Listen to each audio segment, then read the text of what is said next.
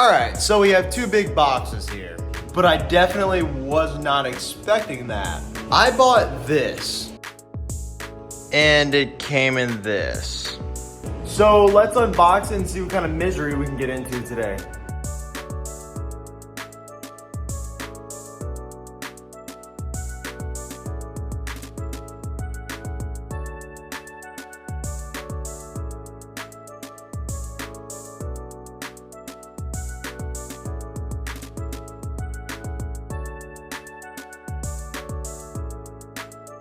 All right, so we got Evan tightening down everything. This is how it, looks assembled. It was a pretty easy install, I can't lie. I may have overreacted just a little bit, but it still sucks that you pay a lot of money and it's not put together. I don't agree with that, but every company's different. And this company is the only company that makes even a bed rack for a Tundra. So, you can't hate on them too much. All right, so this is how it came out. I think it looks pretty good. Again, not a fan of putting it together, but it really wasn't a bad install. I'm not gonna lie, it kind of took two of us maybe like an hour to do it.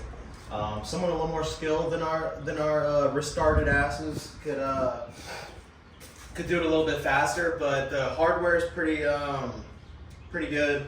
Comes with grade 8 hardware, so you don't have to worry about strength issues. But everything else seems pretty good. I'm gonna put it in the truck in a couple days and see how it looks. And I mainly got it for looks. I'm gonna put 2 gas cans and a jack, but I mainly got it for looks. Whatever, hate me for it, but yeah, that's the rack, and I recommend it. It's a little expensive, but get what you pay for. All right, so we got the bed rack installed. It looks great. Got the 2 spare tires in there. I do have some really, really cheap ratchet straps on there. That's kind of why the tire's leaning this way. I'm gonna order the correct straps pretty soon here. And for the reasoning of the orange one is to keep them in place.